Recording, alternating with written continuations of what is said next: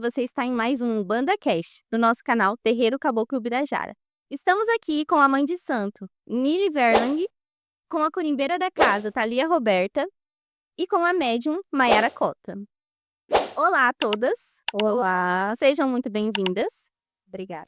Obrigada. Bom, vamos começar com você, Nili. Nili, como você se tornou mãe de santo? Pode compartilhar um pouco sobre a sua jornada? Sim, na verdade, eu não acho que a gente se torna, é um chamado, é uma missão, né? Porque eu não vejo pai ou mãe de santo como uma autoridade ou um cargo. Eu vejo como uma missão a ser cumprida. E geralmente essa missão é para as pessoas que menos querem, né?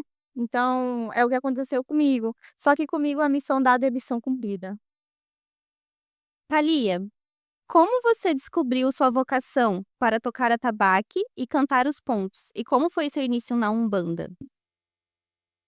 Na verdade, em relação a descobrir, né, isso do dom, na verdade, eu acho que as pessoas que têm caminho, tanto na curimba, quanto os curimbeiros, quanto os ogãs, a gente nasce com isso, porque para mim foi natural, tipo, não tive aquele preparo de tipo, olha, senta aqui, eu vou te ensinar para você aprender. Meu pai de santo teve total disponibilidade, mas era algo que já habitava ali em mim, só não estava desperto ainda. E o começo do meu dom mediúnico, eh, foi um pouco complicado, porque na verdade eu não aceitava muito bem isso. Então, quando você não aceita muito bem o seu dom mediúnico, antes de você conhecer, a Umbanda, o terreiro, o que realmente é a Umbanda, o que que é o terreiro, isso é como se fosse um preconceito dentro de você. Então isso se torna uma tortura. Então, para mim, antes de eu entender tudo isso, foi uma tortura, né, e depois através de um amigo, né, que estava passando por uma fase difícil, eu estava tendo alguns sonhos com ele, e foi através desse amigo que eu cheguei até o terreiro, né, o terreiro que eu tô hoje, 4 anos. Muito bom. E, Thalia, eu gostaria de saber quais as principais funções e responsabilidade de uma curimbeira e ogã no terreiro. Na verdade, o curimbeiro e o ogã, ele tem total responsabilidade e controle sobre a gira que está sendo aberta, né. Ali no começo, no início da gira, né, fala que ali, né, o pai pequeno, a mãe pequena abre a gira, mas na verdade, quem dá o início da abertura da gira são os curimbeiros e são os ogãs, através das cantigas, através da Isuela. Então, é uma responsabilidade imensa, porque você não tem responsabilidade só com você, só com o que você tá zoelando ali. Você tem responsabilidade com as entidades também que tá vindo em terra. Você tem que saber o que você canta. O curimbeiro e o ogã, ele tem que saber o que ele canta e ele tem que estar preparado para quando uma entidade, ela quiser vir passar um ponto, entendeu? Por exemplo, aí uma entidade quer passar um ponto cantado. Ela não precisa chegar na frente do atabaque e cantar o ponto cantado. Lá da onde que ela passa o ponto na cabeça do ogã, do curimbeiro, e dali surge um novo ponto. Daí as pessoas às vezes falam: "Pô, mas você cria ponto o tempo todo?" Não, não crio ponto, são as entidades que confirmam ali. Às vezes o médium que está arriado com aquela entidade não tem 100% daquela incorporação, não tem certeza 100% daquela incorporação. Aí fala: será que é meu guia? Será que o nome do guia é esse mesmo?" Aí o guia vai lá e manda o ponto cantado lá no atabaque, lá para o curimbeiro, lá para o ogã. Então o ogã, o curimbeiro, ele tem uma responsabilidade imensa, tanto que o preceito do ogã, do curimbeiro, é um pouco dobrado daquilo que vocês médiums estão acostumados, né. O preceito tem que ser dobrado, porque você precisa ali manusear aquela energia, tanto que toda a energia que passa ali, tanto de boa, de negativa, é nós ogãs, nós curimbeiros que distribuímos essa energia, tanto para o astral, né, tanto que permanece. Então é uma responsabilidade imensa. Às vezes o pessoal acha que é só chegar ali, tocar, né, bater no tambor, mas não é assim não, ali tem fundamento, ali tem os seus segredos, o atabaque guarda o segredo, né. Tudo que você quer, você traz ali, tudo que você quer, você leva também através, né, do atabaque, da corimba. Nili, pode nos explicar o significado de uma gira e como ela é conduzida? Então, para mim, o significado da gira acontece da seguinte forma: é é quando você vai misturar o espiritual com a matéria, entende? Quando você está abrindo uma gira, você está conectando o espiritual com a matéria. E para você conduzir essa gira, você tem que manter um equilíbrio durante, isso tem muito a ver com a curimba, entendeu? Tanto no início quanto durante. Então, assim, todo médium que pisa no terreiro e vai começar, ele tem que entender que ali ele vai ter que conectar o espiritual com a matéria. Isso é uma gira. É ali que você vai abrir um portal e trabalhar com seu guia. Nili, como você se conecta com seus guias espirituais? Então, eu me conecto da seguinte forma: um dia antes eu tento desacelerar, né? Meu trabalho é muito acelerado. E durante o dia da gira, eu faço uma firmeza, eu tento meditar. E durante ali a gira, eu tento prestar muita atenção nos pontos e me conectar mais. Dessa forma que eu me conecto. Muito bom. Mayara, conta um pouquinho pra gente como que foi o seu início na Umbanda? Bom, gente, meu início na Umbanda foi em fevereiro agora de 2024. Sim, na verdade, eu sempre tive vontade de conhecer um terreiro. Assim, sempre foi o meu sonho, porque eu senti aquela energia em mim e eu não sei da onde que surgia, mas por conta ainda de carregar um preconceito dentro de mim, eu tinha muito medo de colocar os meus pés lá dentro e descobrir o que estava por vir. Que foi aí da onde eu entrei na assistência e comecei a participar das giras, sentir as energias que tem ali dentro, e aí comecei a participar como ali, a filha da casa, e foi aonde É, é assim sempre. e aí foi aonde começou a acontecer muitas coisas na minha vida que eu não entendi o porquê tudo aquilo estava acontecendo. Minha cabeça estava revirada, a minha vida estava totalmente revirada, no meu trabalho e tudo. E foi aonde que era como se fosse um chamado para mim. Foi aí aonde toda aquela turbulência na minha vida começou a um pouco cessar, que na onde eu vi aquele chamado, que era para mim estar ali dentro também, junto com os irmãos da casa. Que foi aonde eu iniciei a minha iniciação dentro da Umbanda também, só que parece que agora ficou mais atribulado ainda e ficou totalmente desestruturado, mas se eu às vezes dá vontade de tentar desistir, mas eu vejo que aquilo ali não é o melhor caminho para mim. Mas o começo, né, da Umbanda, da espiritualidade, eu não acredito que só na Umbanda, mas toda todo o terreiro de axé, né, seja quimbanda, seja candomblé, seja jurema, você passa por provações, né. Tem até um ditado que diz, né, que todos são pra Umbanda, mas a Umbanda não é para todos. Então, né, sim, tem aquela fase de mudança, tem aquela fase de turbulência, né, E muitas mas coisas eu não conseguia compreender, que hoje estando dentro da Umbanda, eu consigo a compreender as minhas origens, da onde eu vim, por quem eu vim e para o que eu vim. é sobre a ancestralidade, né, a gente consegue entender, ver, né, aquilo que, né, que veio antes da gente, conhecer toda essa história, isso é maravilhoso, é uma das partes mais bonita que tem, né, dentro do espiritismo. Mili, na sua opinião, qual é a importância dos caboclos e preto velhos na sua prática? Olha, primeiro eu vejo os caboclos e os pretos velhos na parte histórica, né? Eles representam o nosso Brasil. Tinha os indígenas que foram escravizados e os pretos velhos que vieram da África e foram escravizados. Então, primeiro eles contam muito dessa parte cultural histórica, né? E eu vejo os caboclos que eles trazem a força da cura através do xamanismo, através da natureza, das ervas. Já os pretos velhos, eu vejo a força que eles trouxeram da África, que eles trouxeram a mironga. Então, assim, essa é a origem, essa é a importância. Cada um trouxe um fundamento para fazer a cura na Umbanda. Thalia, quais foram as suas maiores influências na Umbanda? No começo, né, minha maior influência ai gente, é um terror, mas foi as minhas entidades mesmo, porque olha, o chamado delas, né, como eu falei no início, é aterrorizante. Você não tá acostumado a ver um homem grande com capa, com a foice atrás de você, nem uma mulher que você não vê o rosto, sem cabeça correndo atrás de você, né. Então essa foi a minha influência. Né, aquela influência de que: "Ó, ou você vai, seu tempo tá acabando, viu, que eu tenho um compromisso grande com você".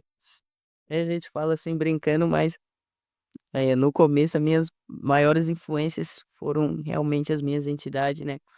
Até porque o começo da minha mediunidade foi um começo muito solitário, né. Hoje em dia, dentro do barracão, hoje em dia dentro do terreiro, né, ali querendo ou não, eu tenho um nome. Eu tenho uma patência ali a ser zelada, mas no começo eu era uma médium qualquer, uma médium que ninguém dava muita coisa não, de verdade. Então foi um começo difícil, um começo muito solitário, né, mas é aquela coisa, conforme no decorrer da vida a gente vai ganhando sim influências, né, de pessoas, né. Hoje eu tenho uma grande influência dentro do terreiro, né, mãe Ranelli, mãe Ranelli. A mãe Nelly tem sido uma grande influência para mim, principalmente nesse novo ciclo da minha vida, né, um ciclo de evolução, um ciclo de aprendizado, né.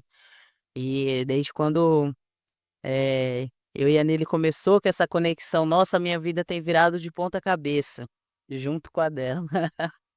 Ou então a gente tem sido, né, balanceada ali, uma hora uma chora, outra segura, outra hora outra chora e a outra segura. Então eu acredito que você ter uma amizade ali dentro de verdade conduz tudo, né.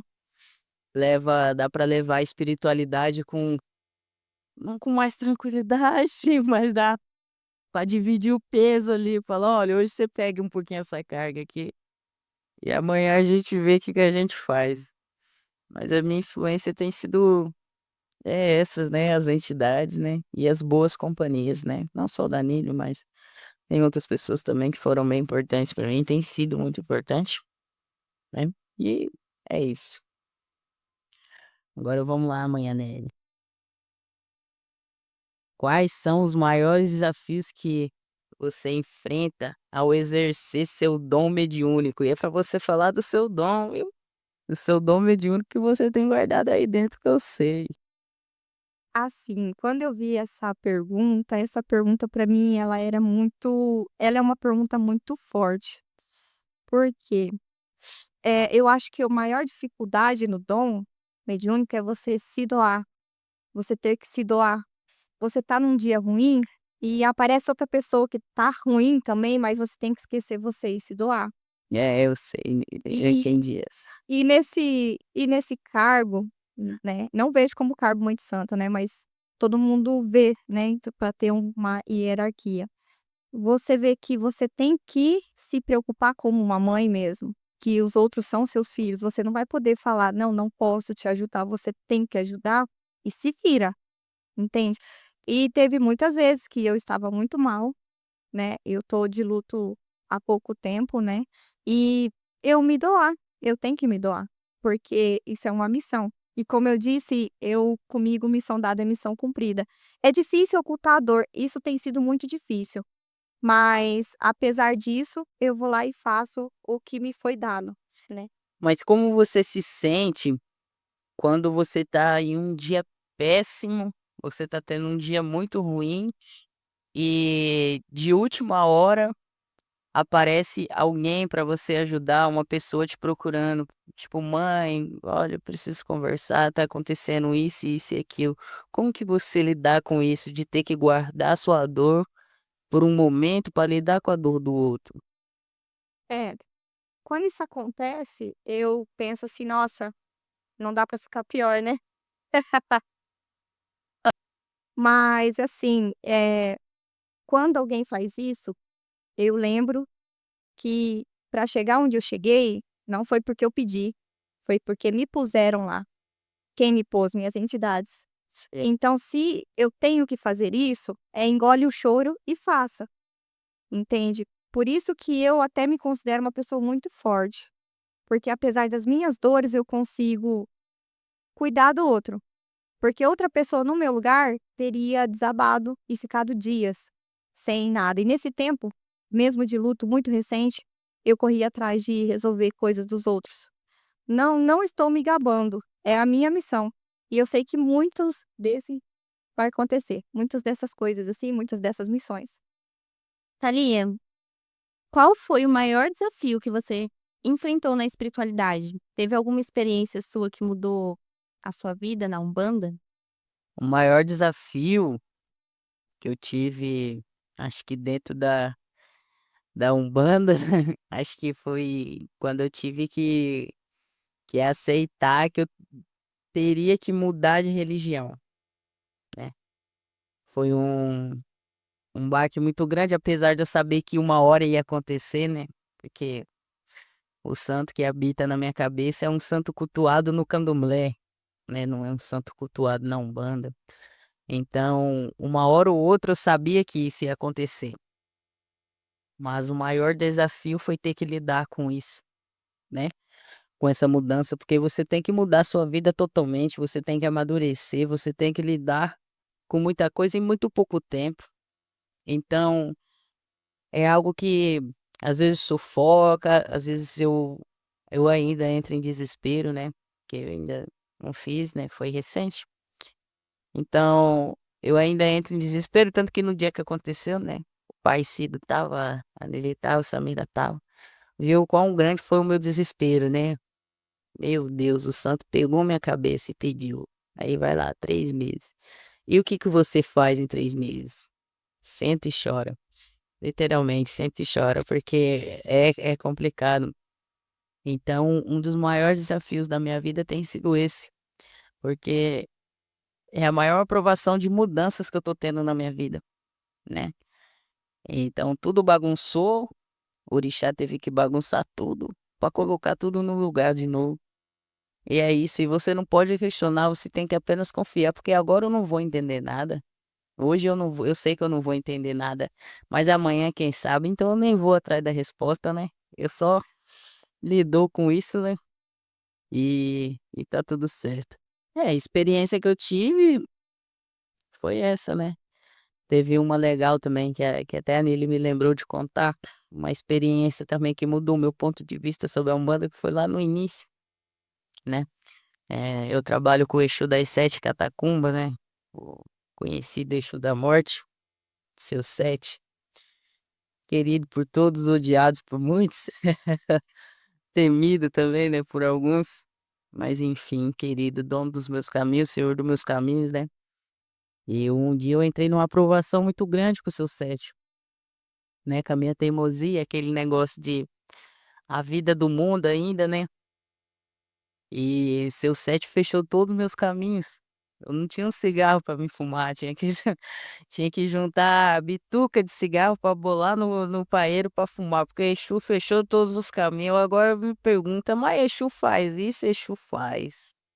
Quando é necessário, Exu faz. Quando é necessário, Exu te leva no fundo do poço, mas pode ter certeza que lá sozinho você não fica". Exu foi necessário Exu fechar todos os meus caminhos para eu dar importância, o quão grande e importante é ele estar aberto. Então, Seu Sete uma vez fez essa aprovação comigo, eu fiz um combinado com ele. Falei assim: "Ó, se eu conseguir um dinheiro pra mim, dar de comer pra você e conversar com você e a gente se acertar, eu prometo que eu vou melhorar essa parte". Foi dito e feito, né. Aconteceu, mexi o babado aconteceu 3 dias depois, o dinheiro estava na conta. Lá vai eu levar a comida para o Seu Sete comer. Eu levando o padê de bicicleta num sol de meio-dia, indo para o terreiro, 8 km de estrada, mas eu acho que eram uns 2, né, pai, de chão, né, uns 8 de estrada de asfalto e uns 2 de estrada de terra. No meio do caminho, Seu Sete pula em mim, quase me desmaia no meio da pista, querendo comer ali mesmo. Eu falei: "Calma, meu velho, que eu já tô chegando". E depois você vai pedalar, a bicicleta fica mais pesado, parece que você não tá mais sozinho. Enfim, consegui chegar lá no desespero, estava amarela, tô Sou meio queimada do sol, cheguei lá branca, amarela. Mãe de santo olha pra minha cara e pergunta: "O que que aconteceu?" Eu falei: "Acho que o Exu quase que me pega ali, viu? Quase que eu não consigo chegar." Mas enfim, consegui chegar desde comer pra 7. Consegui chegar, 7 comeu, veio. Fizemos um acordo e desde então o Exu tem sido meu melhor amigo. Desde esse dia eu vi que não só meu Exu, né, mas como também minha pombagira, né, que esse ente também fez uma baguncinha na minha vida, mas para colocar as coisas em ordem. Então Exu e pombogira a gente tem que fazer eles sim do nosso melhor amigo, né, porque é eles que sempre vai querer nosso bem, é eles que ouvem o que a gente não ouve, é eles que vê o que a gente não vê, e eles têm que estar preparados para defender a gente, né. E também não tem como eles defender a gente se a gente também não tiver no certo. Então o que tiver para cobrar eu dou graças a Exu porque eu tenho Exu para me bater. Ai de mim se eu não tivesse Exu para cobrar. Então é isso, as minhas experiências mais assim são essas, né. Exu para bater e Exu para dar caminho também, né. Nili, agora me diz você, qual foi os seus maiores desafios na Umbanda? Então, para mim, meu maior desafio foi a autoconfiança. No começo desse ano, um Exu meu informou que esse ano ou eu ia crescer muito espiritualmente ou eu iria enlouquecer, né. Passei perto de enlouquecer. E ele me deu um recado, e era muito forte. E então, assim, a autoconfiança e acreditar no que ele falou era difícil. E confiar que eu chegaria tão alto, que é o que ele queria, também estava difícil acreditar. Porque era um caminho que eu não esperava, um caminho que eu não almejava.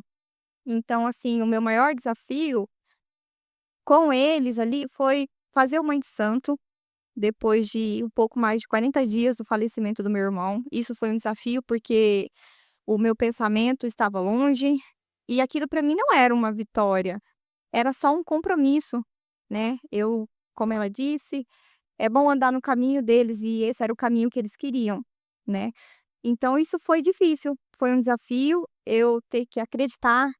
Ao longo desse tempo, eu não queria acreditar que eu passaria por alguns testes, e nesse tempo eu vi que eu confiar nele foi o melhor. Neles, né, na verdade. Então é sobre isso. Você teve alguma experiência que mudou a sua vida na Umbanda? Totalmente, totalmente. A experiência que mudou foi quando o mesmo Exu que falou isso, falou pra mim, assim, que eu teria um desafio onde ele ia ver se eu era capacitada para o caminho que ele quer, porque não parou no Mãe de Santo. Esse é pesado. Não parou no Mãe de Santo, ele tem mais coisas pra mim. E ele disse pra mim que eu teria que ser forte, porque o meu pai, ele teria algum problema, e eu teria uma perda na família. Eu não entendi no começo se era o meu pai que ia morrer, né, ou se meu pai só ia ficar ruim, eu ia ter uma perda, ele não explicou, ele deixou, né, subentendido. E nisso eu tive que ter fé. Aí meu pai teve um problema no coração, ele ia ter que fazer uma cirurgia, e ele somente falou assim pra mim: "Acredita em mim, confia".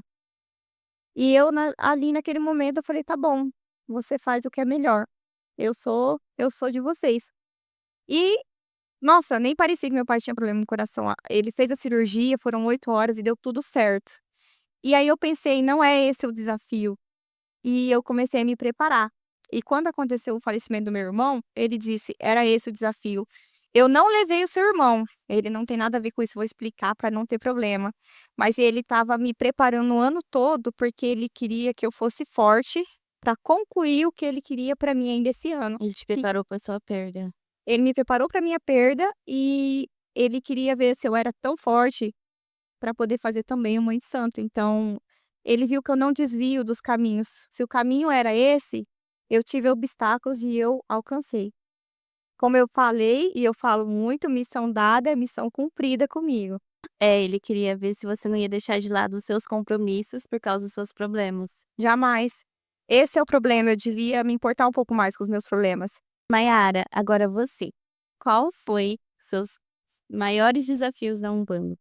Bom, assim, gente, o meu maior desafio, como disse a Thalia, foi eu sou católica apostólica romana, nascida e criada, minha família inteira veio dessa religião, e aonde veio para mim essa maior dificuldade para entrar na Umbanda, porque não que o medo que eu tinha de entrar lá, tudo mais, mas eu ficava com receio do que as pessoas iam achar, do como elas iriam me condenar e iam me julgar. Era isso que eu tinha medo, do preconceito. Esse é o terror do iniciante é esse. Porque como uma mulher LGBT, eu também já sofri muito preconceito, e agora sofrer preconceito dentro de uma religião seria muito, muito difícil para mim, e eu não queria passar por aquilo. Então, a maior dificuldade, sim, bem que eu pude ter foi essa mudança na religião. Não deixo de acreditar em todos os ensinamentos que eu tive lá dentro,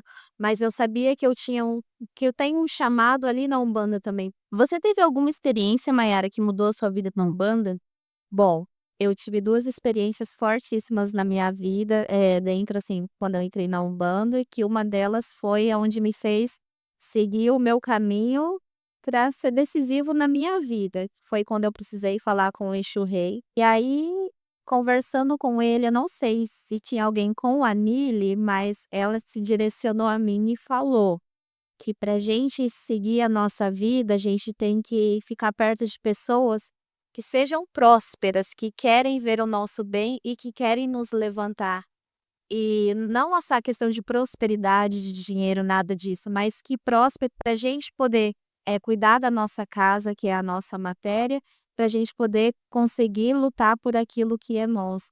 Que foi aonde eu recebi conselhos dela, da mãe Anneli, que é aqueles conselhos que me dão um ban na minha vida.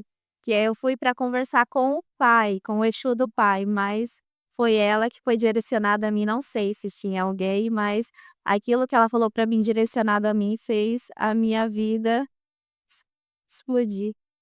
É que, na verdade, o rei faz isso comigo, ele manda eu falar as coisas. Então foi aí uma das experiências que eu tenho. E a outra foi mais dolorosa, porque a gente não espera traição, você espera traição de pessoas que estão fora da sua vida, mas você não espera uma traição de alguém que está ali do seu lado. E quando os guias começam a te apontar, aquela pessoa fez isso, fez aquilo, e você não quer acreditar, você fica, não, aquela pessoa não seria capaz de fazer aquilo comigo, sim. Aquela pessoa é capaz de fazer aquilo com você. Que foi aonde a gente pode perceber que também quem pode dar muito amor também traz muita dor para nós. E se você não se fortalece espiritualmente, aquilo destrói e acaba com você. Thalia, como você vê a evolução da Umbanda na sociedade atual? E qual conselho você daria para alguém que está iniciando na Umbanda? Bom, hoje a Umbanda de hoje em dia tá muito geração internet, né, geração TikTok. Isso acabou um pouco com a Umbanda, com a essência da Umbanda, né, acabou totalmente aquela Umbanda.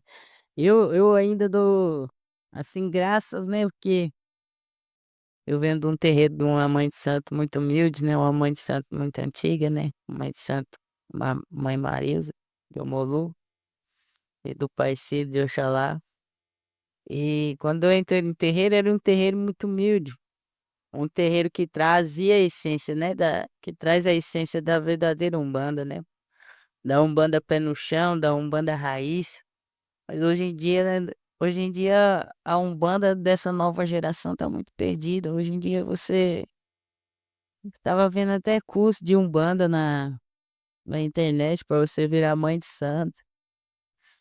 Aí eu pergunto, onde que tá a cabeça dessa pessoa, né? Onde que tá o fundamento? Porque a Umbanda ali, se você não tiver um contato, você não consegue ter, né? Aquela evolução. Então, o conselho que eu dou pra pessoa, né? que tá querendo iniciar, né, veja primeiramente se é realmente isso que você quer pra sua vida. A Umbanda é pra todos, mas não é todos que é pra Umbanda não. A Umbanda é algo muito sério, as pessoas de outra religião vê a Umbanda como uma religião pequena, sabia?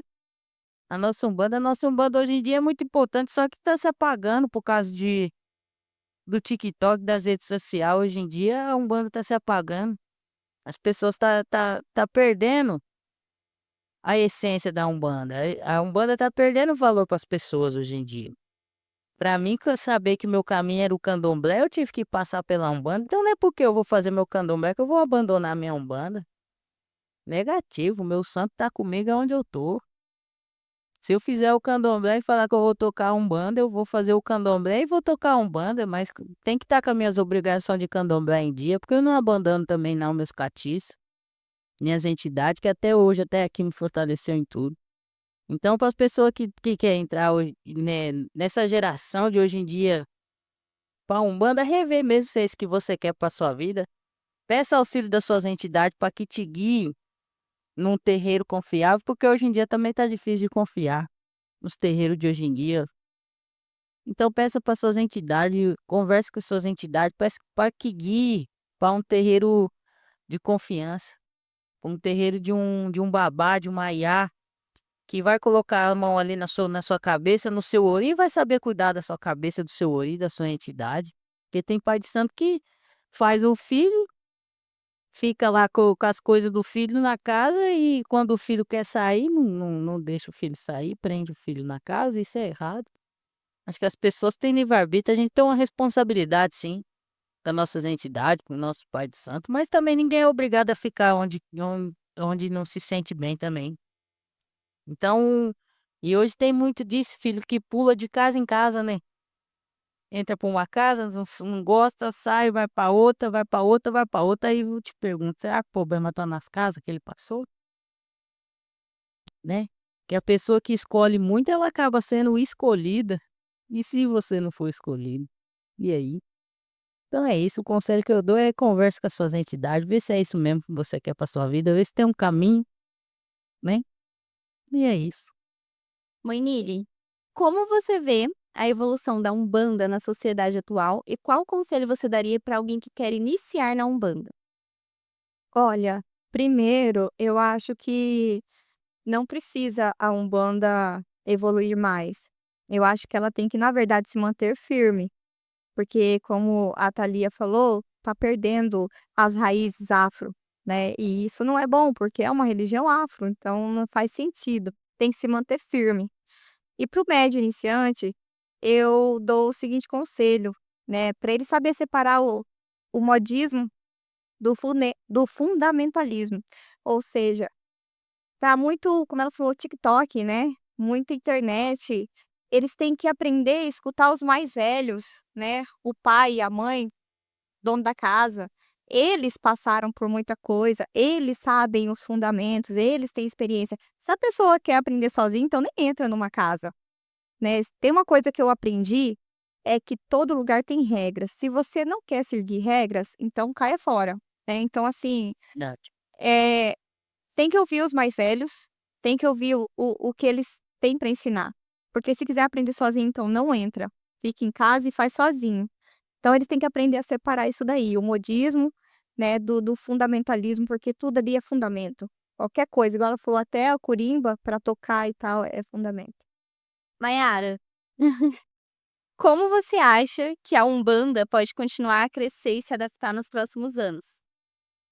Assim, sendo um pouco leiga, mas eu vejo que para ela continuar a crescer, primeiro a casa tem que estar estruturada. Quando a nossa casa está estruturada e firmada, ela cresce com todos que estão à nossa volta. É ver Cuidado, zelo com os nossos irmãos ali da casa, a forma como a gente trata as pessoas que estão ali conosco. Às vezes as pessoas não estão tendo um bom dia, o médium não está tendo um bom dia, não teve um bom dia em casa, no trabalho, e aí ele chega lá para poder aprender e acaba sendo, assim, meio que desprezado, jogado de lado. No começo, assim, eu me senti um pouco assim, excluída, assim. Ah, mas todo mundo se sente, eu também me senti. E aí as pessoas, eles não estão ali não para serem, sabe, julgados, condenados, eles estão ali para ser acolhidos, para serem amados, que é onde que eu vejo para ela poder crescer, assim, a gente amar ali os nossos, aqueles que estão com a gente, para levar, assim, para dentro, para fora da sociedade, é onde que possa crescer,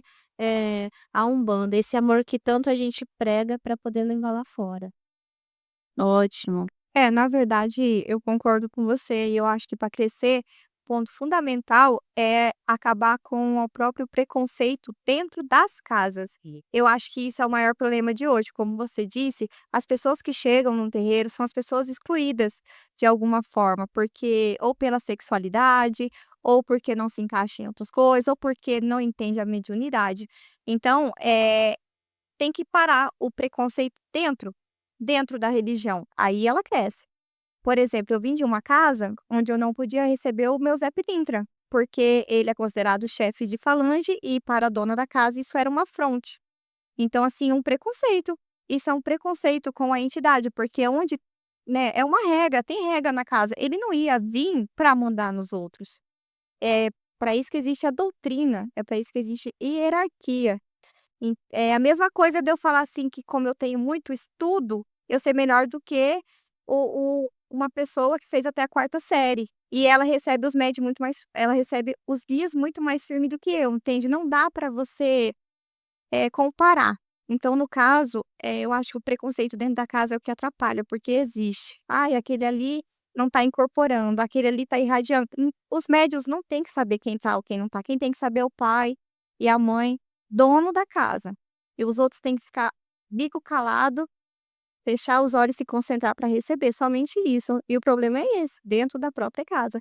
E saber que naquela casa tem um pai e uma mãe, que é onde que precisam ser primeiramente os mais respeitados ali dentro, porque eles têm, os ensinamentos, eles passaram por tantas coisas e está ali para nos ensinar, para nos orientar, que é o mínimo que a gente tem que ter, é o respeito. Exatamente.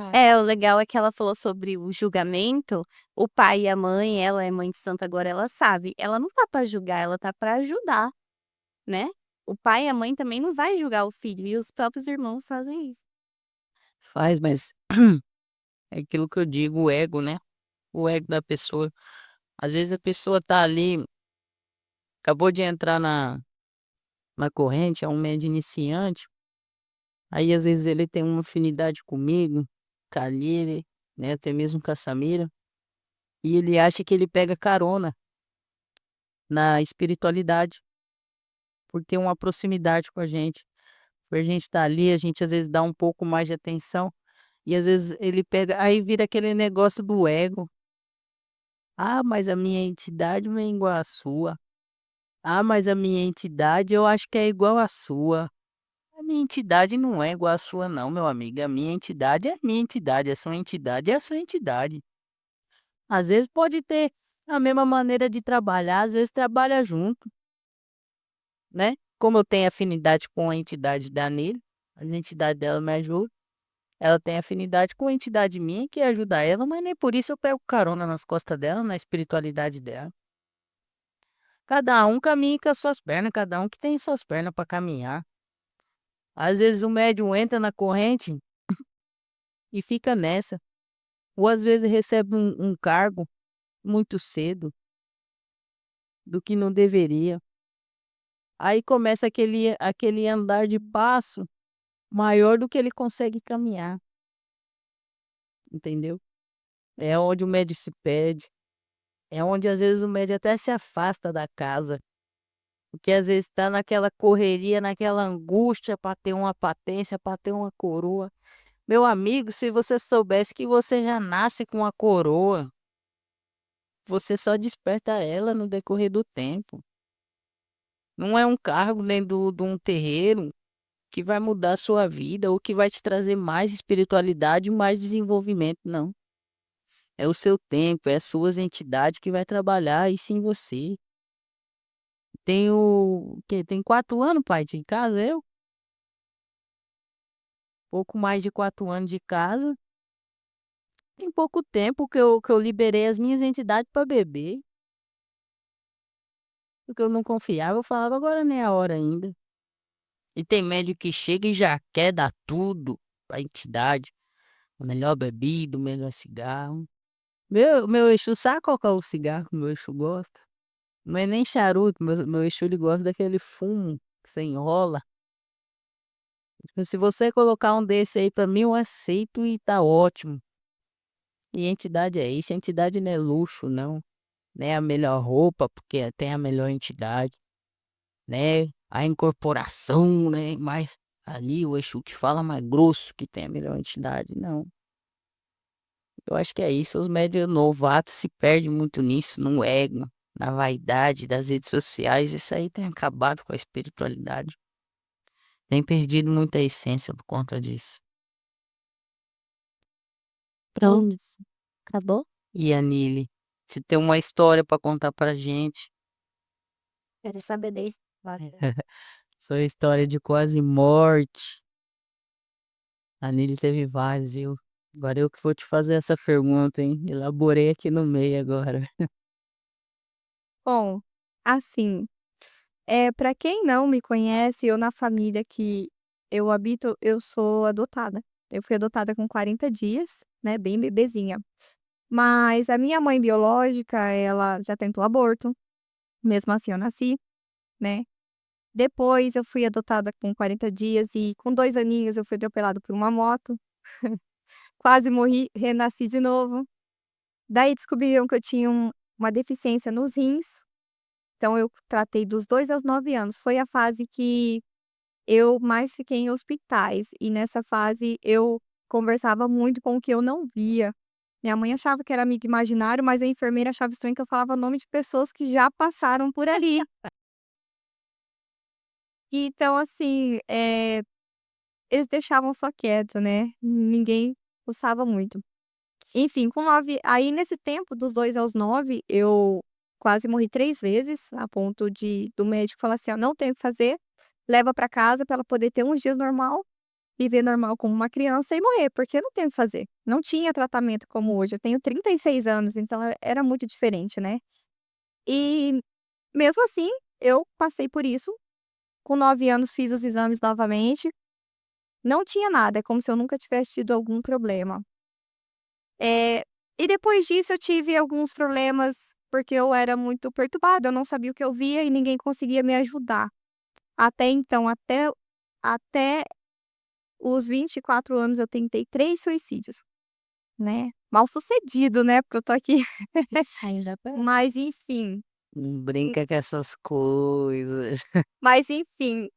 hoje eu entendo o porquê que eu fui e voltei tantas vezes, né. Eu tinha uma missão e tenho outras missões ainda por vir. Então, realmente, eu tive um pezinho do outro lado e eu contava até o que eu via do outro lado várias vezes. E realmente parecia muito mais legal do outro lado, né. Então, assim, hoje eu tenho uma história de superação, né, como é bom até dar um conselho: gente, não mistura, nem tudo é só espiritual. Eu precisei ter ajuda psiquiátrica, psicológica. Com certeza. As pessoas acham que tudo é espiritual. Não, não era. Eu precisei de ajuda, eu tomei remédio, eu fiquei anos fazendo tratamento e eu melhorei. Hoje já faz muitos anos que eu não tomo um remédio, não preciso, né, porque eu me encontrei na espiritualidade. Foi quando eu me encontrei que eu vi que eu podia ter o controle sobre as coisas à minha volta. E daí o mundo não me feria mais. Até me tornei quase um robô, acho muito estranho, né, porque mas eu vi que eu superei tantas coisas, porque eu ia me abalar por outras coisas agora, né, sendo que eu tenho outras missões, então eu tenho que seguir firme e forte. É só isso que eu tenho pra falar. Então é isso, pessoal, mais um BandaCast finalizado. Muito obrigada, pessoal, pela presença de vocês. Tamo junto, galera. Tamo junto sempre. E até a próxima. É nóis, família.